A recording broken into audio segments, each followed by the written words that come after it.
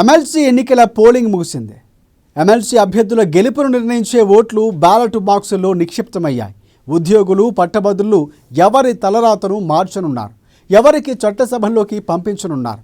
ఇంతకీ ఓటర్లలో జరుగుతున్న చర్చ ఏంటి తెలుసుకోవాలంటే లెట్స్ వాచ్ దిస్ స్టోరీ.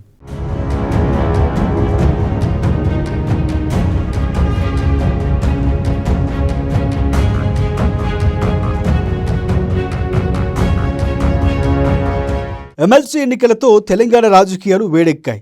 ఎన్నికల ప్రచారంలో హోరాహోరీగా ప్రచారం చేశారు అధికార ప్రతిపక్ష పార్టీలు. పోలింగ్ కూడా పూర్తయింది. వాళ్ళ భవితవ్యం బ్యాలెట్ బాక్స్లో నిక్షిప్తమై ఉంది. ఎవరి దశ మారనుంది, ఎవరు చట్టసభల్లో అడుగుపెట్టనున్నారు, ఓటర్లు ఎవరికి పట్టం కట్టారు.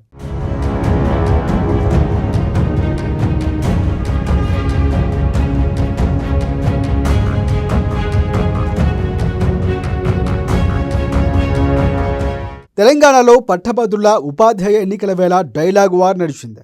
అధికార పక్షం కంటే ముందే ప్రతిపక్షమైనటువంటి బీజేపీ ముందుగానే అభ్యర్థులు ప్రకటించడం, అదే స్థాయిలో కూడా ప్రచారము చేసింది.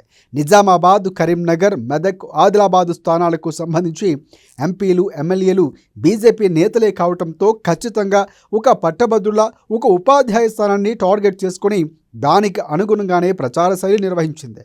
అంతేకాకుండా నల్గొండ, వరంగల్, ఖమ్మం స్థానానికి సంబంధించి కూడా అక్కడ బీజేపీ బలహీనంగా ఉన్నప్పటికీ అక్కడ కూడా ఉపాధ్యాయ ఎమ్మెల్సీ స్థానాన్ని కైవసం చేసుకోవాలని ఆ దిశగా అడుగులు వేసింది. అక్కడ ఎమ్మెల్సీ స్థానాన్ని గెలుపొంది తెలంగాణలో అధికార పక్షానికి ప్రత్యామ్నాయం ప్రధాన ప్రతిపక్షం బీఆర్ఎస్ కాదని తామేనే నిరూపించాలనుకుంటుంది.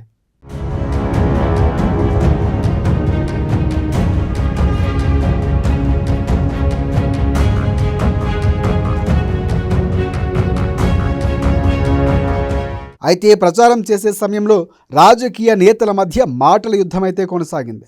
అధికార పక్షంలో అయినా కాంగ్రెస్ పార్టీ కనీసం అభ్యర్థులు కూడా నిలబెట్టుకోలేకపోయిందంటూ బీజేపీ ఆరోపిస్తే, బీజేపీతో చీకటి ఒప్పందం చేసుకుని బీఆర్ఎస్ అభ్యర్థులు నిలబెట్టుకుని బీజేపీకి సపోర్ట్ చేస్తుందని కాంగ్రెస్ పార్టీ ఆరోపిస్తుంది. అయితే కాంగ్రెస్ ఆరోపణ నిజమైతే కాంగ్రెస్ ఒక స్థానంలోనే అభ్యర్థులు నిలబెట్టింది. మరి మిగతా 2 స్థానాలకు ఎవరికి ఓటు వేయాలని అడుగుతున్నారో చెప్పాలని కూడా కిషన్ రెడ్డి అన్నారు. కాంగ్రెస్కి నిరుద్యోగులు, పట్టభద్రులు, ఉపాధ్యాయుల పట్ల చిత్తశుద్ధి లేదు కాబట్టే అభ్యర్థులు నిలబెట్టలేదని బీజేపీ అంటుంది.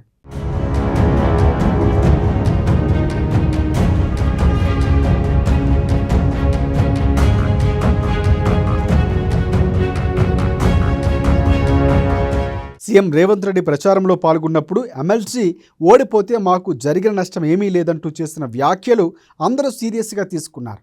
నిజంగానే తెలంగాణ కాంగ్రెస్ అధికారంలోకి వచ్చిన తర్వాత నిరుద్యోగులకు ఉద్యోగాలు, రైతులకు రుణమాఫీ, రైతు భరోసా, మహిళలకు ఉచిత ప్రయాణం, ఆరోగ్యశ్రీ, 200 యూనిట్ల ఉచిత కరెంటు బిల్లు ఇవేమీ అమలు కాకపోతే, మీకు రాకపోతే నిజంగానే కాంగ్రెస్కు ఓటు వేయద్దని కొన్ని ఘాటైన వ్యాఖ్యలు చేశారు సీఎం. ఈ మాటల్లో అస్త్రంగా మలుచుకున్నారు బీజేపీ నేతలు. సీఎం వ్యాఖ్యలు స్వీకరించాలని, తెలంగాణలో కాంగ్రెస్ ఇస్తా అన్న హామీలు ఇస్తే ఓటేయండి, లేదంటే భారతీయ జనతా పార్టీకి ఓటేసి బీజేపీ అభ్యర్థులు గెలిపించాలని, చట్టసభల్లో నిరుద్యోగుల, పట్టభద్రుల, ఉపాధ్యాయుల తరపున పోరాడే వారికి అవకాశం ఇవ్వాలని చెప్పుకొచ్చారు. ఎన్నికల ప్రచారంలో ఎవరికి వారే వాళ్ళదైన శైలిలో ప్రచారాన్ని ముగించారు.